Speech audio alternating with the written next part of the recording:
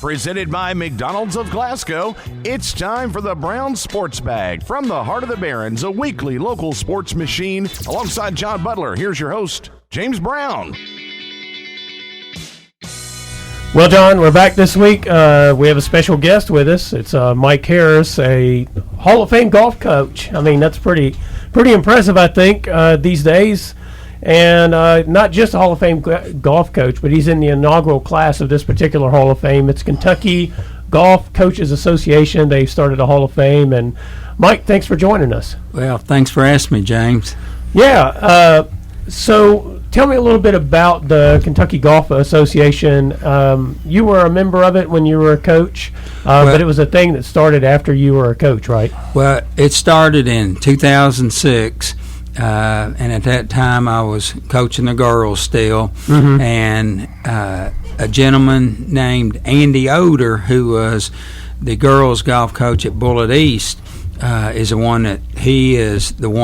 founder that started it. Mm-hmm. And basically, it started out as just a website and getting information from him.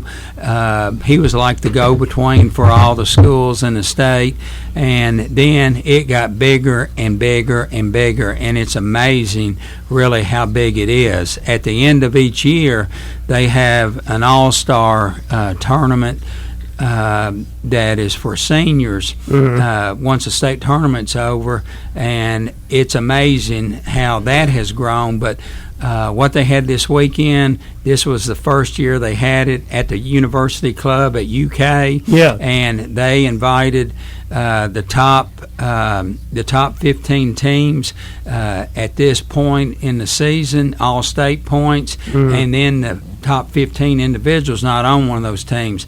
And it was a first-class event, and it's come a long ways. And Andy was one of the other members that was inducted into the Hall of Fame yesterday. I think Brown and Glasgow girls both played in that tournament, didn't they? Oh, they did. Yeah. In fact, I went out there Saturday morning and watched. In fact, Glasgow's girls and Barron were paired together, and they finished right next to each other. They did. Yeah. They finished, I think, six or seven eighth shots. and ninth. Yeah, 6 or 7 shots apart. Mm-hmm. And if you've never been to the university course that UK has, it's 36 holes. You have one side the Big Blue, the other one the Wildcat, and it's an exceptional golf facility in golf. But I thought both teams did a great job representing, because it's a very, very tough golf course. Yeah. So tell us a little bit about why you ended up being nominated and inducted to this Hall of Fame. I mean, did they call you up and say, hey, this is why we selected you, Mike? Well, let me interrupt. Okay, go ahead. Let me interrupt first of all. If you're going to have, and Mike's a friend of mine, but I'm not just going to throw propaganda out there. If you're going to have a High School Golf Association Hall of Fame, and this is an inaugural class, I mean, Mike's got to be in the Hall of Fame. He's got to be in the initial class. He won 5 state titles. I mean, it's a no-brainer, to be perfectly honest with you. Yeah, he deserves. Clearly, he's going to deserve it, because I don't know if anybody's won more. I doubt it. Maybe Mike knows, because he's been associated with it longer in more detail than I have. Yeah, but for the first class, there can't be anybody more deserving. Well, thank you, John. I'm, like I said yesterday in my speech, and when I found out 2 weeks ago by letter. Chris Adams, that was a golf coach at Central Hardin, is the secretary for the Coaches Association. I got a letter from him telling me about it, and then Kelly Lee, that's the Lady Scotty coach, came after me and has done a fantastic job. She's on the committee, and she's on the board of directors. And she contacted me 2 days after that personally, and I was just I've just been very lucky and very blessed I've been at the right place at the right time to have the kids, the players, the parents that I had. But when yesterday there were 5 individuals inducted, and I feel very blessed to be in the first class. Marty Donlin, who coached at St. X for 45 years. Yeah. He'll be 82 Christmas Day. I got to know Coach Donlin very well. We were on the KGCA Advisory Committee for over 10 years, and I've got the utmost respect for him. He won 22. Coach Butler, 22 in 45 that's years. Pretty good.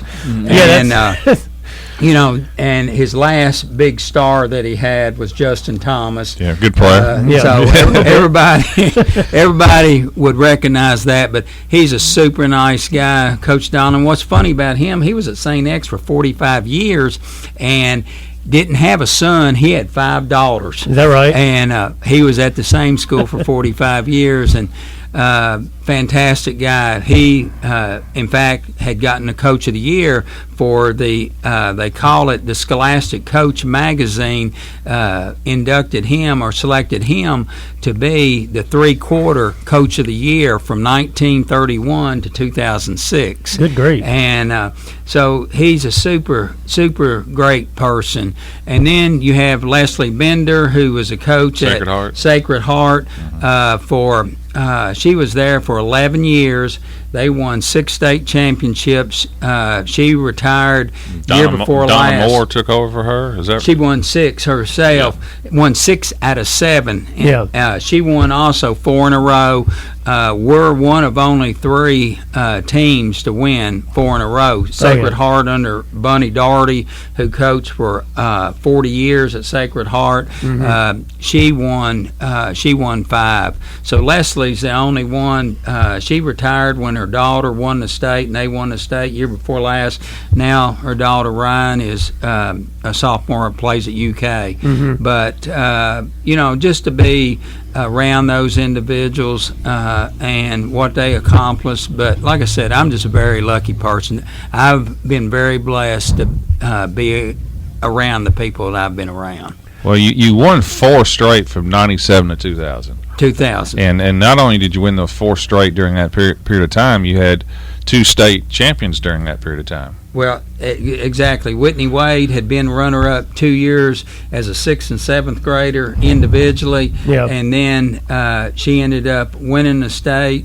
Morgan Happney won it her senior year at Arlington in Richmond, and that was in the 99 season. Yeah. And then Whitney comes back and wins it in 2000 here when it was at Glasgow Country Club that year. So, I've just been, the 4 years I coached the boys, I mean, it's amazing. They told me yesterday I'm the only coach that's ever had a Mr. Golf and a Miss Golf, and Morgan Happney and Whitney Wade were both Miss Golfs of Kentucky. Yeah, and then I guess Chase Landrum, whenever you were coaching, Chase Landrum was. Yeah. So that's pretty. That just tells you what kind of talent. And you won the 2000. You won it in 2008 too. Exactly. Yeah. My last year, 2008, the girls really stepped it up, and it was a great way to go out. Well, and your daughter was on the 2018, right? Her, Laura Beth, and Kristen Wilkinson were the 2 seniors, mm-hmm. and that was just a special thing to go out, with her senior year, and my last year couldn't ask for anything better. Right. I always said one of the more amazing things with golf is that there's no classes in golf. Yeah. I mean, when we're talking about the state championship, you're talking about you go against everybody. Yeah. And to knock off some of the bigger schools, I think the 2 most amazing stories around here is the girls golf with Glasgow winning 5 state titles, and not trying to pat myself on the back, but Greene County has won a girls and a boys state title. Yeah.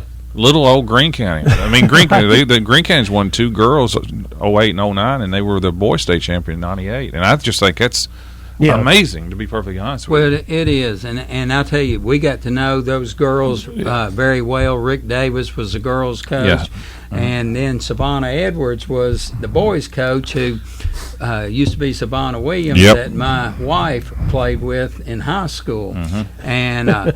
But you're exactly right. I was around those girls from Greene County. They were right with us every weekend, and then for them to win like that. But one of the things I'm the most proud of is all the kids that I had on those state championships were born here in Glasgow and raised here. Yeah. And that's amazing in this day and time to be able to do that. I don't know about the state of girls golf prior to your time coaching or post your time coaching the girls team at Glasgow, but it seems like while you were coaching that team, it was kind of a golden age of girls golf statewide, but especially in this area, because, you had great golfers at Glasgow, you had great golfers at Barron. And Barron's been really good lately, too, and I think a lot of that has carried over, too. Yeah. They've won 2 regions here. So. Well, you're exactly right. I think this area right here, if you look in the last 20 years, has been very productive in boys and girls golf, exceptional. But prior to that, especially when Whitney, Morgan, Taryn Durham was coming through, there were so many really good players outside of this area in this state that ended up being Division I players. And Kelly Lee, she's a prime example. She was on North Hardin State Championship team in 94, 95, and she was an all-state player, then played 4 years at Western. Mm-hmm. But one thing, when I was the girls' coach, it was amazing. It was how much participation. Right. Junior golf was huge. The girl from Monroe was Marcy Turner. Marcy Turner. Played at Tennessee, right? Yeah, you had her and Laura Anderson who were back-to-back there as well. If you think about it, you think about the girls' region at that time, it's like Glasgow and Monroe, and you're thinking to yourself, a lot of people got full scholarship rides. Yeah. And actually, and Taryn actually went on, her and Whitney played some on tour, didn't they? Well, they did. They were on the Futures Tour, and both those two girls, I was lucky enough to be with Whitney in 2003, her senior year in high school. She made it to the Women's U.S. Open in Portland, and then in 2007, Taryn qualified and played at Pine Needles, and I was so lucky to see that. That is pretty cool. You were talking about, Marcy Turner, Laura Anderson. This region here, for a long period of time, had as many individual state champions than any other region in this state. Yeah. Because Nikki Kohler, people forget about her at Russellville. She was around the 2005-2006 era. She won 2 state championships individually at Russellville. Yeah, it's pretty amazing. You look back at the history of girls golf in this area and that competing at the state level, it's pretty impressive. Well, what I remember too is 97 was I came here in 94. 94 was my first year, but the Whitney Wade was like a rock star for a while. She got state and almost national news as this little 5th, 6th grader. She probably played before then. Yeah. But her, I think what was amazing about Whitney, and Mike can talk about it, is she had so much, I guess, kind of fame and maybe pressure when she's young. And a lot of times those players kind of die out when they get freshman or sophomore for whatever reason. She kept getting better. Well, when Whitney was in 4th grade, that was her first year, 8 years old, and I'll never forget it. There in '94 at Elizabethtown Country Club, did over 40 interviews. She was on Larry King Live. She was on Paul Harvey. Yeah. For the ones that remember Paul Harvey, she was on ESPN, CNN. She was on all the major networks. And that's networks. before 24-hour sports has exploded. And they'll tell them what you get that's now. Really, at that time, she was the youngest to qualify for the state tournament, to be 8 years old in the 4th grade, and then to do what she was able to do, with no doubt the pressure that was on her and everything, but to be runner-up in the state as a 6th grader individually, that's just kind of amazing. I mean, that just is. But at that time, if you looked at the team that I had at that time, when the first year we won in '97, Angela Christie was a lone senior, and then the rest, Morgan Hapney, Whitney Wade, Casey Mannion, Lynn Courtney Myers. If you looked at them, I mean, people, when they walked on the golf course, they kind of laughed at them because of their size and everything. Yeah. But let me tell you, when they got on the golf course, it was a different story because mentally they were as tough as any group I've ever been around. And very good around the greens, too, weren't they? They were exceptional. They were very competitive, but they pushed each other. They got along with each other. And then, I think it speaks for itself, especially Taryn, Whitney, and Morgan. Morgan and Whitney being Miss Golf during their career. All three of them were all-state players multiple years. And then the success that they had once they were finished with high school. And, I saw Whitney last month. She's the head coach at U of L now, the top 15 program in the country. Whitney Wade's the head coach at Louisville? Head coach I did not put that, because her last name's not Wade anymore. It's Whitney Young. I did not put Whitney two and two Wade together. Young. Now, they got a great place to play, too, the Cardinal Club. They got great facilities, but she was an assistant coach for 2 years at Louisville, and then the head coach husband was being transferred to Chicago.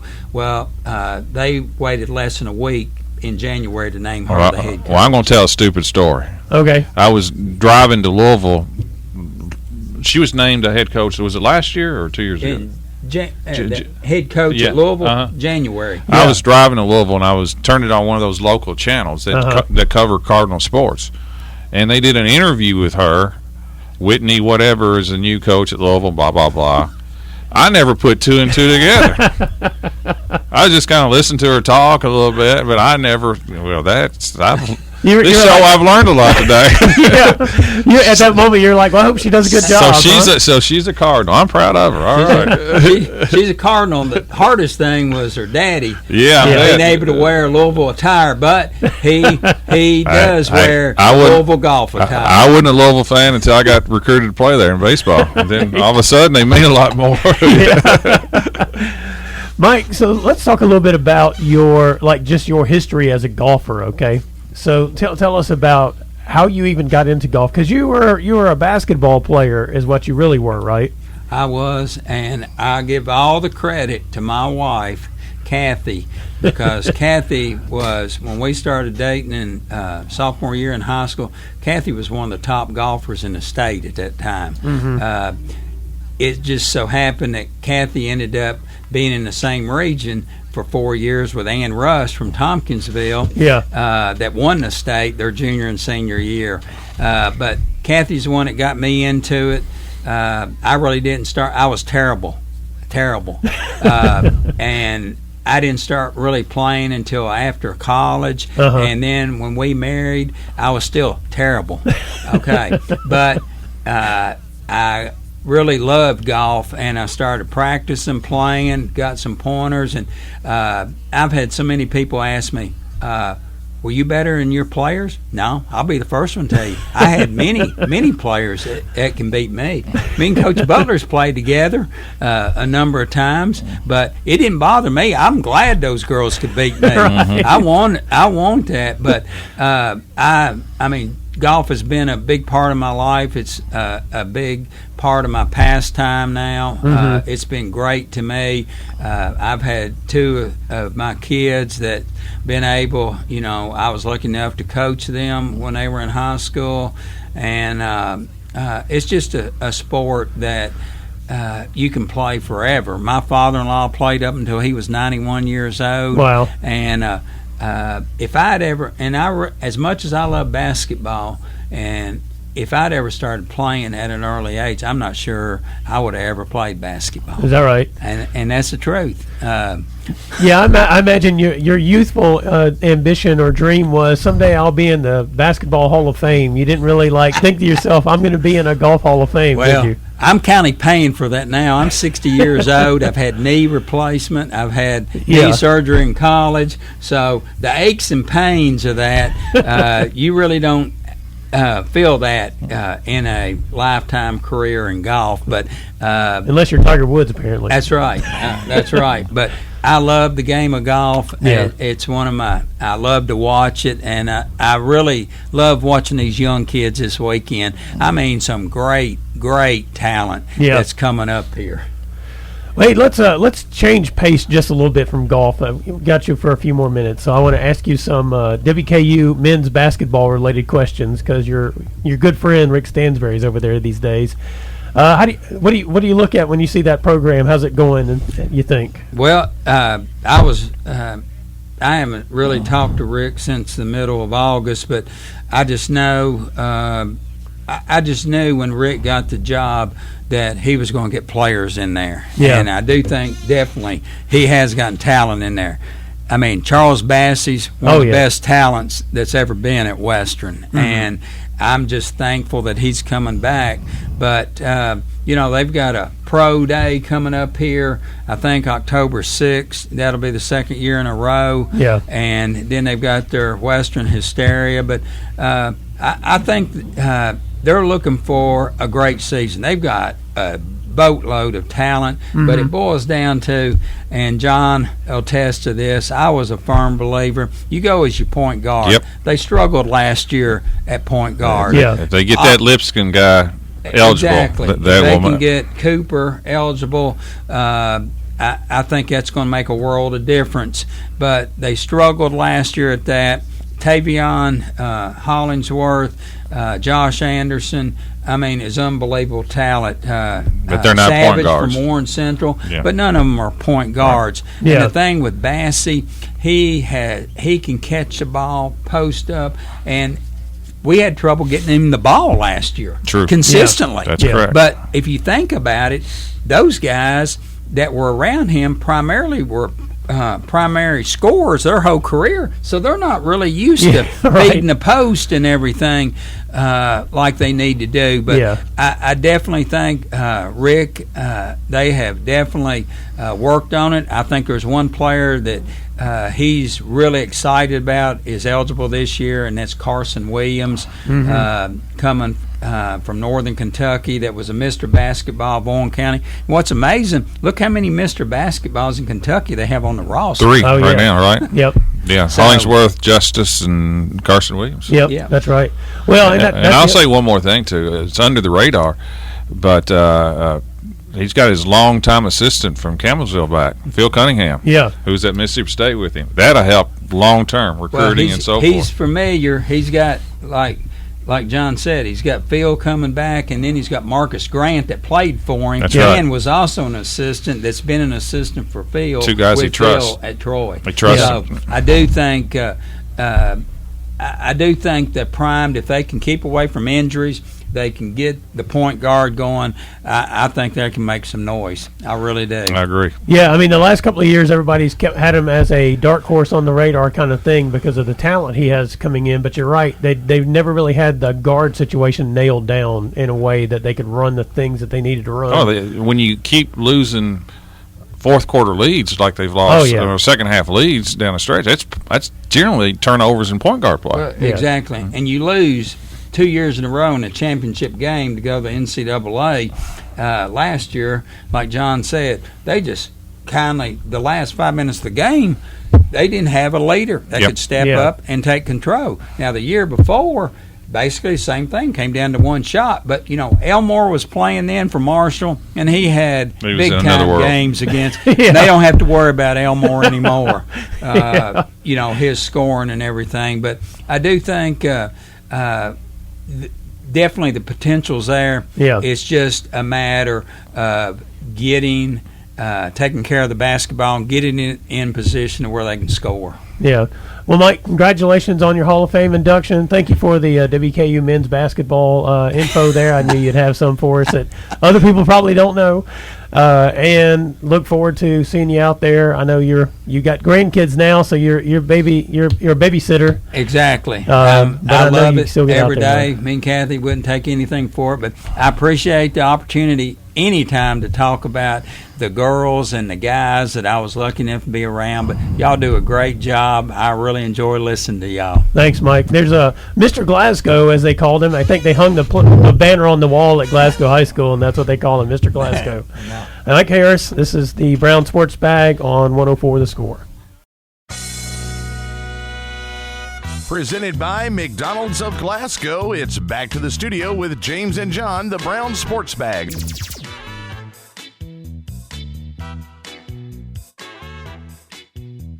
Well, John, we're back. Again, I want to thank Mike Harris for joining us today. It's always great to talk to Mike. He's got the best stories around on all kinds of things. We could probably spend an hour just letting him tell us stories. Yep.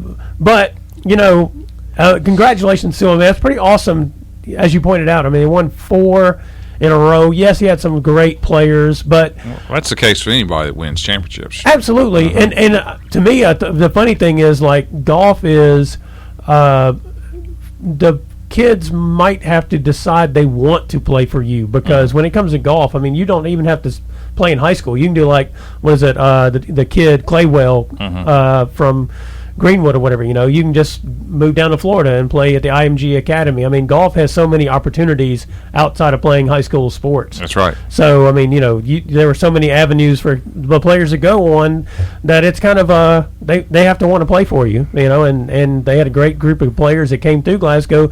But he won 4 in a row with that group of players. Then he comes back, when his daughter's a senior, and that group was not on CNN and all that kind of stuff. Right. But they still managed to win a state title with that group. So, I mean, it's not just that 4-year, 5-year run or whatever. Meanwhile, though, we had a pretty good week of soccer last week. And I say a pretty good week. We had a couple of key district matchups. We had a boys game last Monday. We talked about it before the game that they were going to be playing last Monday, Barron County and Glasgow boys. Thought it would be a good game. The first game was 2-2, and then Glasgow scored 2 late goals to win 4-2. Glasgow was all over Barron from the get-go last Monday. It was blowout, wasn't it? Yeah, and the final was 8-1, and Glasgow scored 2 goals in the first 5 minutes. I mean, they just basically played in Barron's box. And I mean, the truth be told, Barron has Aiden Eichen and Seth Mitchell. I mean, physically, they're better than anybody Glasgow has. Aiden's probably a better soccer player offensively than anybody Glasgow has. They're both 6'3" and 6'4". Yeah, they're big kids. They're big athletic kids. They got big legs. Aiden's one of the top goal scorers in the state. I mean, if he gets loose on you, it's almost guaranteed he's going to score. But Glasgow has what I would say is the better all-around team, especially in the midfield. Their midfielders, the first time when they played and at the beginning of the season, that was Glasgow's actual first game. I think that was Barron's third just that week. Right. That was the opening week of the season. By the time they had played again this past Monday, you could see the improvement of Glasgow's midfield from the early part of the season. And I'd say Glasgow had played a tougher schedule, at least leading up to that game, and they'd played Greenwood and Owensboro Catholic in back-to-back games. And for those who do not know, Greenwood last week beat Bowling Green 3-0. Greenwood's a quality team over there in the 14th district. They're not a hand-me-down team in that district. They're one of the competitors. So I mean, those were good losses, so to speak, for Glasgow if you're looking at improvement. And I mean, they just played real well last Monday against Barron. Blitzed them. Yeah. They did. Yeah. And so that put them in the driver's seat in the district. I mean, I think they have the number 1 seed. They do. Locked up. Barron came back the next night and blew out Monroe. 10-0. Yeah. I think Aiden Niken may have 8 or 9 goals. Yeah. I mean, he was just scoring at will. Right. But so there and there are only 3 teams in the district this year because Clinton County is not playing a boys schedule, which means that Glasgow is an automatic qualifier for the region. That is correct. And Barron and Monroe play to get in. And then they'll play Glasgow. But Barron and Monroe play to get in the region. Yep. And I mean, I don't know. Aiden Niken is a kind of player that can make things happen for you in any game, but they will have to. I mean, I think they'll beat Monroe pretty easily in that first round game. But when they get to the regional tournament, when they get to the district final against Glasgow, they get to the regional tournament, the whole team will have to play better. Absolutely. To compete. No question. In those games. But Glasgow, like I said, they look pretty sharp right now, and they had a good win against Hart County last week. They beat them 2-1 on a late goal. And if you want to know, I mean, historically speaking, you look at Hart County boys soccer and you go, "That's a good win." Well, I mean, they tied at Winsboro Catholic 1-1 earlier in the season. Yeah, they're pretty legit. Yeah, they've got their program's come a long way. If you haven't seen them play in a while, I mean, they've got a quality program running at Hart County now. So that was a good win. Meanwhile, over the weekend on Saturday, in an kind of oddly scheduled district Saturday game. night, wasn't it? Yeah. And Glasgow and Barron played. Glasgow won this one 2-1. They won the first meeting 2-0. As you pointed out last week, Allie Bell got hurt in the first one. She did not play. Yeah, and she did not play Saturday. So I would actually say that was a quality game for Barron without her there. Yeah, and I think they had one more starter who didn't play. Is that right? Yes. So it was no excuse, but that was when two of their better players didn't play, and I think they were overall pleased. They were down 2-0 and scored with about 10 minutes to go, made it 2-1, and I think it was a fairly tight competitive. The score was 2-1. I think it was played 2-1. Yeah. But that gives Glasgow two close wins over Barron this year. Yep. Glasgow obviously has a good team. They lose 1-0 to South Warren, and they've played Owensboro Catholic tight too, and Barron's got a overall really good record. I think they've lost 3 times, 2 to Glasgow and 1 to I think it's LaRue. Yeah. But that one was a shocker. But overall they've played pretty well, to be perfectly honest with you. So I think both Glasgow and Barron I think they have good teams. Are they at the Greenwood? It looks like Greenwood is the class of the region. Yeah, they smothered Bowling Green last week. Greenwood's got the Haddock girl that's Auburn commit. Yeah. Auburn signed, I think, arguably the best player in the state or one of them. Yeah. Both teams would have a hard time matching up with them. But other than that, I think they can play with almost every team in the region. Yeah. And that's, both those teams are at that level, I think. Right. And it goes back to the district. I mean, Glasgow gets the 1 seed. Barron has the 2. They each have a game left. I think Glasgow has a game left against Clinton and Barron against Monroe, maybe, is the way it works out. But I don't think that's going to change anything. It's going to be 1, 2, 3, 4. Yeah, I think it's fair to say that there's a pretty good gap between Barron and Glasgow with Monroe and Clinton. Yeah, Monroe is the 3 seed and Clinton's the 4 seed if all things play out the way they are, which I suspect they will. And that being the case, we could see another rematch in the district final for Glasgow and Barron. I think since they've gone to this setup that they have now, which I think was in 2009, where it's basically the 15th district, not the old, they used to call it the 8th district, and you had, I think Greenwood and Bowling Green were in there as well. But since they've gone to this setup, I'm pretty sure Glasgow and Barron have played in the district final each year over the last decade since they went to this format. So it's all to form so far. And, I'd say that, the upside of winning the district is that you have a better chance of getting that first round bye. And because otherwise you have also a good chance of, if you lose the district, you're definitely playing one of the 14th district teams. Yeah, and you're going to run into the semifinals of a region with either Greenwood, Bowling Green, or South Warren. Yeah. 2 of those teams are always staring at you. Right. Yeah, they're going to win their first round games. Yeah. So you got to go with the Bowling Green district. As far as since I've been here, they win it every year. I don't know if Franklin. I'm sure Franklin and Russellville may have snuck in there once, but last 15 years, I don't think anybody's won it other than Bowling Green. No, it's one of those. Bowling Green district. Yeah, and mostly it's been Bowling Green or Greenwood in girls soccer. That's right. They've been just the two most dominant programs. But they're also top 10 in the state, too. Oh, yeah. Those teams go on. It's not like they're just best in this region. They're two of the top programs in the state. Well, to that point, in the mayor rankings, Greenwood is number 2 and Sacred Heart is number 1. They played each other Saturday to a 0-0 tie. Yep. In the total ranking. So there you go. Yeah. But also, I think the way that the fall break works out this year is that usually the regional tournament or the district tournament, is the week after fall break. It is fall break this year. Yeah, it will be fall break this year, which means the regional will be the week after that.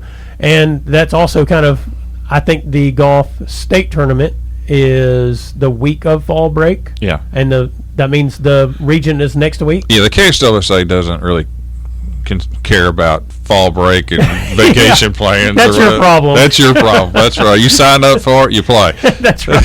We're not working around all that. Yeah, I mean, because what would usually happen, especially in soccer, is a lot of teams just wouldn't play on fall break. That's right. You know, and then they'd play the district the week after. Practice on the weekend and play on that Monday. Yeah, and so, but not this year. So now, in fairness, I think some of the top 10 teams do. They stick around and they play. Oh, they don't take time off. No. I mean, that's why they're top 10 teams. We don't take off. In basketball, don't take off. No, yeah.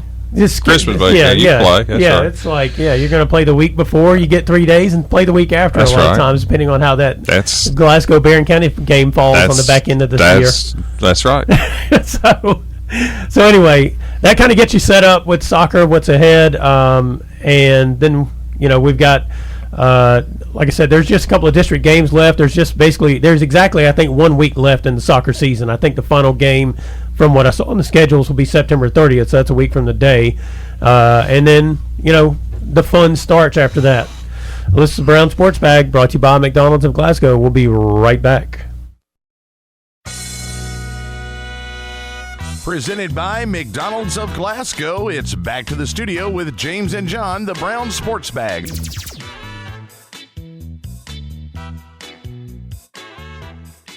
Well, John, what feels good? What feels good is having two football teams locally that are rolling right along at the moment. They both won big on Friday night. To be honest with you, I was curious to see the final score of that Barron-Hancock game, because the week before, Hancock County was not good necessarily, but they had beaten Edmonson County the week before, which is a team Barron plays at the end of their schedule. So I was curious to see, how that game was going to go, and Barron passed that test with flying colors. Dominated. They just ran through Hancock. They did, and Barron goes to 4-1, and they played really well against Hancock. But they also were, just one of those games where Hancock started 8 freshmen. Really? Yeah, and you just don't see that. Their quarterback was a freshman. Their running back that ran it 26 times was a freshman. Yeah. They had a receiver that was a freshman, lineman that was a freshman, linebacker was a freshman. They started 8 freshmen. Yeah. On both ends. So they're very, very young, but we were, fast. Anytime you're bigger, we were much bigger on the line. The line dominated, and faster. They didn't have anybody as fast as Holloway or Bush. Yeah. And we were basically junior, senior dominated, and they're young. It was a mismatch, to be perfectly honest with you. Yeah. And we dominated. Holloway had, I think, 198 yards. She scored on another long 70-yard one. I thought Jamison Bowie was tremendous.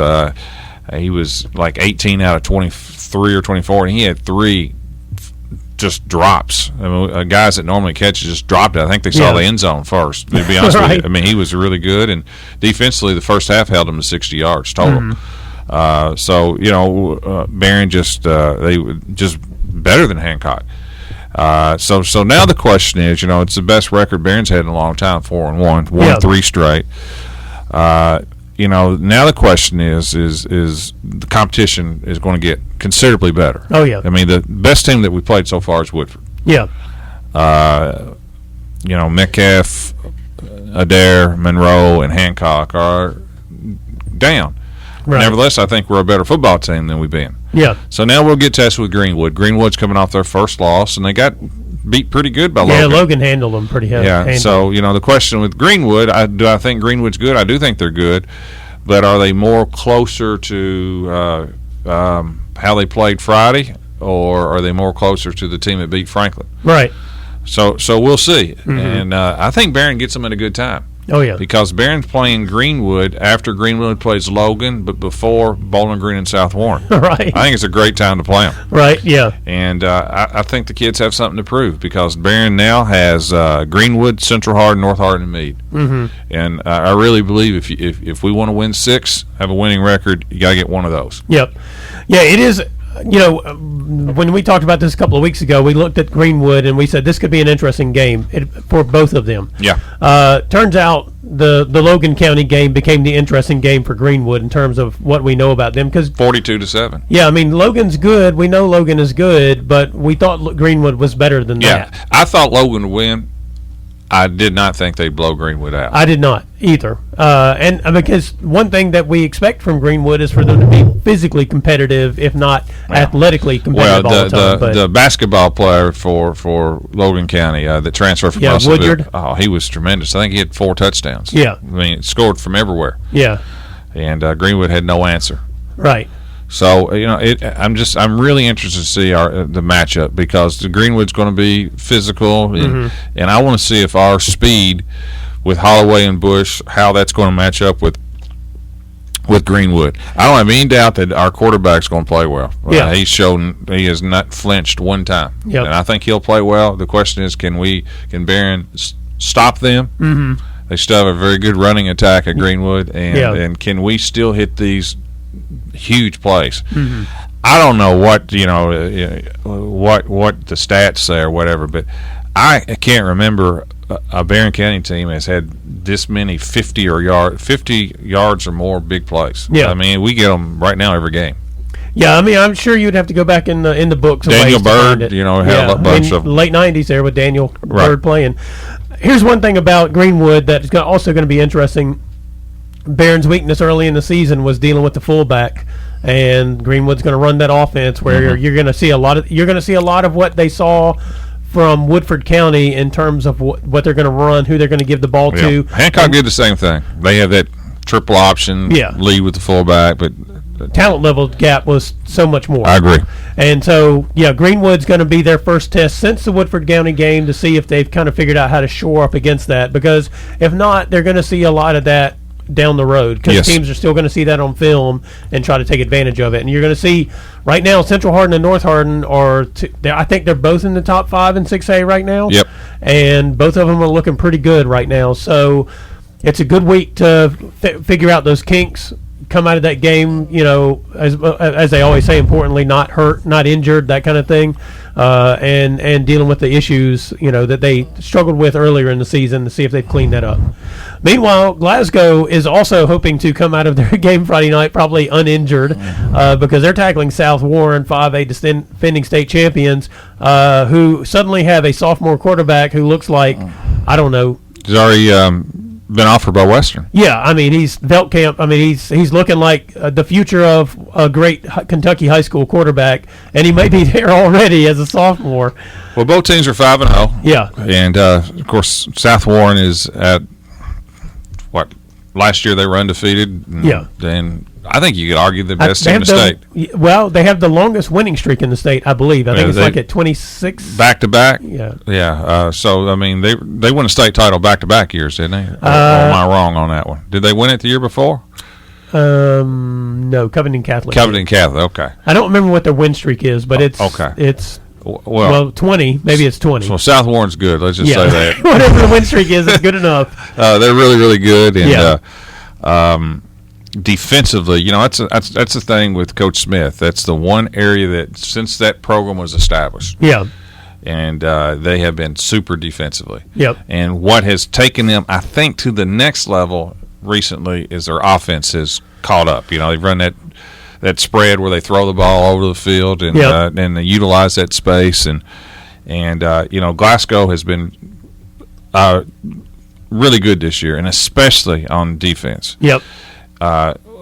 This is the first team they've faced that will threaten that defense. Oh, yeah. Now, I do think the win against LaRue is good. LaRue's a good team. Yep. But they've not been challenged recently. Russellville, Monroe, Allen, and Hart has not challenged them. I think that will hurt them initially against South Warren. Yeah. Because they're going to have to adjust to the competition level, pace of play, and so forth. Mm-hmm. And can they slow down South Warren? I think they can, but I'm interested to see how long it takes them to. Mm-hmm. And can they continue their balance and physically, I don't know if they're going to be able to physically – I know they're not going to be able to physically dominate South Warren like they've been the other 4 teams. Yeah. But you don't have to. Can you still put up enough points? Can Glasgow put up 20? Right. Because they're going to score 20, I think, to beat South Warren. Can they put up? Can Nick Mitchell? He's going to have to carry it more than 14, 15 times. Can he handle it, and can Abernathy handle that? Because South Warren, they just don't give up points. No. They just don't. You can't hardly score on them. Yeah. Well, you're going to have to score to beat them because South Warren can score. Well, and one thing I think Glasgow coaches might be a wee bit nervous about, because it really hasn't been tested yet this year, is the pass defense. Yeah. We don't know what their pass defense looks like. Nobody's been able to hold on to the ball long enough to throw the ball down the field against them. Yeah. South Warren will test that pass defense, Yes, so it's an excellent test in that regard, because they're going to see teams down the road, especially when they hit the playoffs and whatnot, who can throw the football, and now's the time to start working out those kinks, and South Warren's a good test for that. Well, it should be a great game. Barron is at Greenwood, and Glasgow is hosting South Warren, and it should be a great crowd over at Scotty Stadium for that one. I believe that's the first time the Spartans have ever been to Glasgow.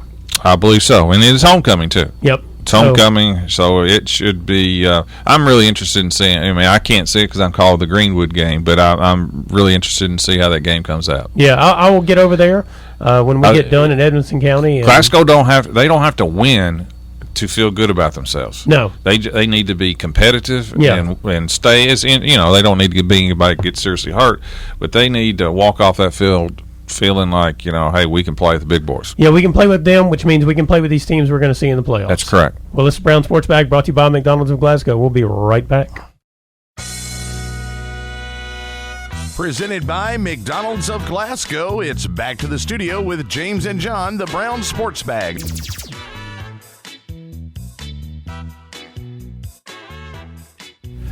Well, John, last week the Kentucky High School Athletics Association decided to try to clean up its transfer rules because, that's a thing that crops up every year in high school sports.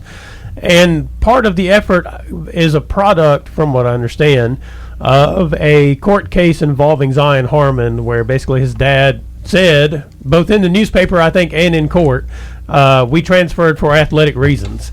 Now, you and I talked about this last year. I mean, Zion Harmon's dad, as a travel nurse, he could live anywhere he wants. It doesn't affect his work whatsoever.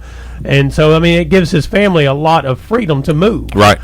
Which is, different than some other folks who you may get transferred for a job or whatever. But, I mean, he can pick and choose where he wants to go. Yeah, and again, you can go to whatever school you want to go to, as long as that school takes you. The question is, are you eligible to play athletically? Yeah.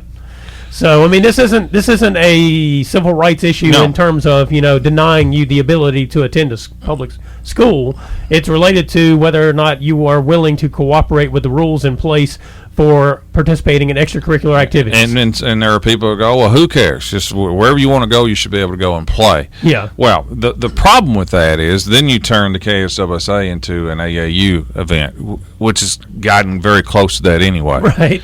And so what the KSWSA did is they changed this transfer rule. Now, listen, if you transfer because your folks get a divorce and you move to another county, you're fine. Yeah. Play, no problem. Yep. Or if your parents get a job somewhere else and you move, that's fine. You're immediately eligible. Yeah.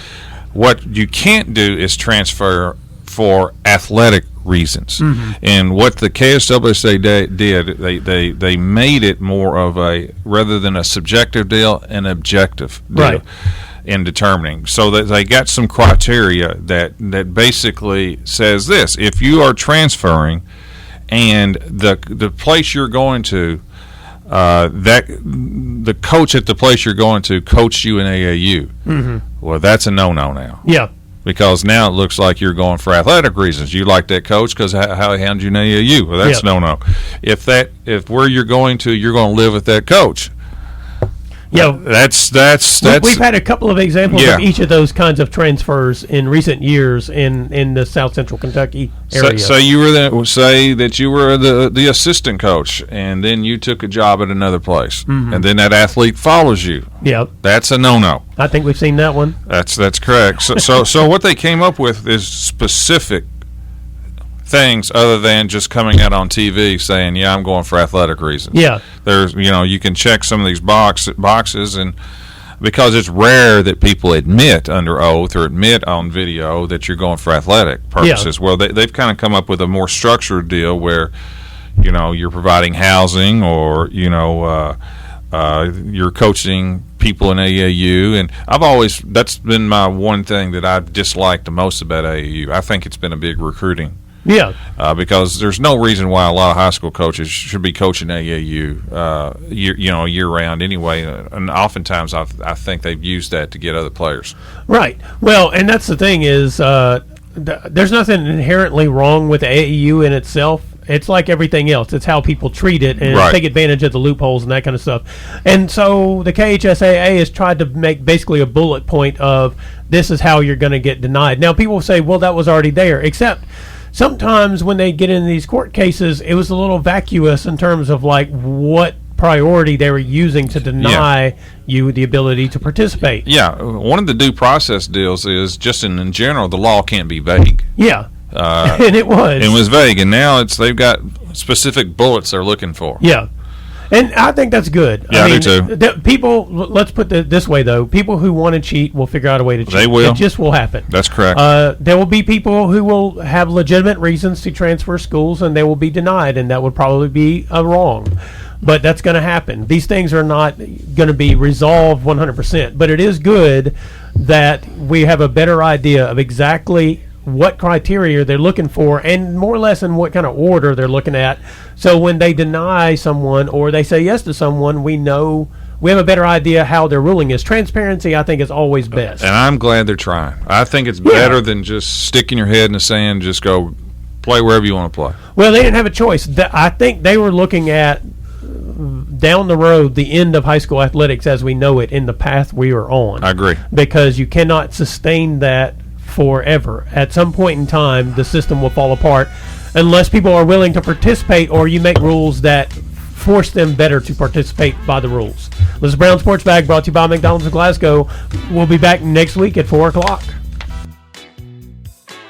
Thanks for listening, and be sure and join James and John once again next Monday at 4 for the Brown Sports Bag, a local weekly sports machine presented by McDonald's of Glasgow.